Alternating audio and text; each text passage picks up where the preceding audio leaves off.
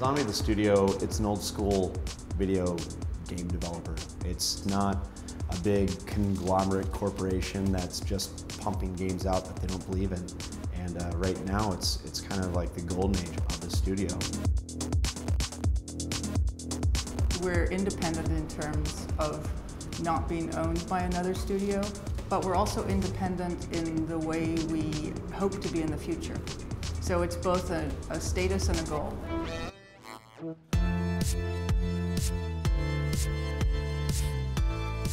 Our culture, I think, is a mix of really creative, but we also enforce a lot of professionalism, but at the same time allowing creativity to burst through whenever it can. We're really to a point where we're working really closely, we're becoming kind of a really cohesive team across all of our different projects. We like to push whatever we're given to the limits that we're capable of pushing. We just love making games.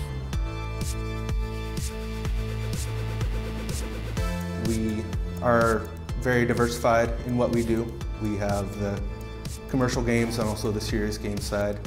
As a company, our achievements obviously are Blacklight and moving into the free-to-play space, which not a lot of people have done with that type of game. Blacklight Retribution is a first-person shooter.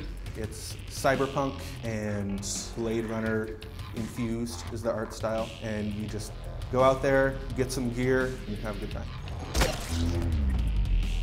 We want everybody to be able to explore all of the different facets and customization options and game types in the game.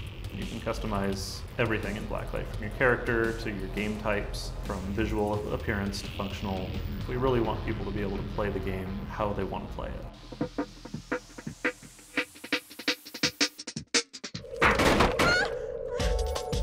Daylight is a dynamically generated horror game that each time you play is a completely different experience.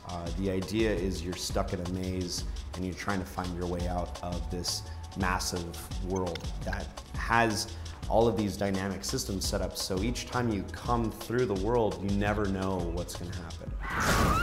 And so the idea of just a game that is constantly changing at each time you play is so exciting and extremely hard to test.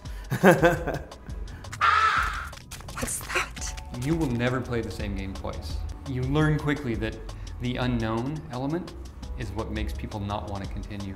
Makes them a little more trepidatious to walk in that door because maybe this time it's something scary, where last time it was just a room with lights. That's why people keep coming back. That's what makes it to where you're going to replay it over and over.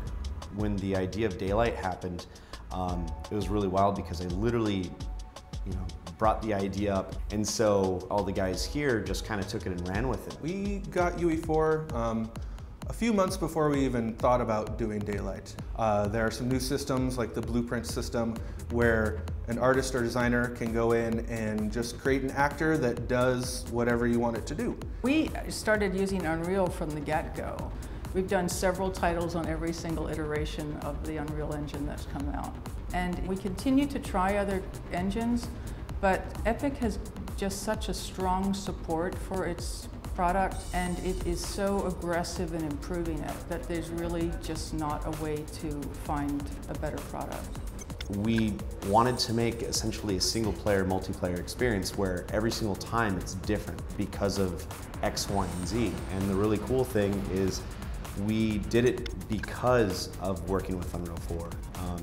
Looking at the blueprints, seeing that we can actually populate rooms dynamically, and we could populate scary events dynamically that we don't even control. We just put it into the engine, and it puts a ghost in the machine, and so it's awesome.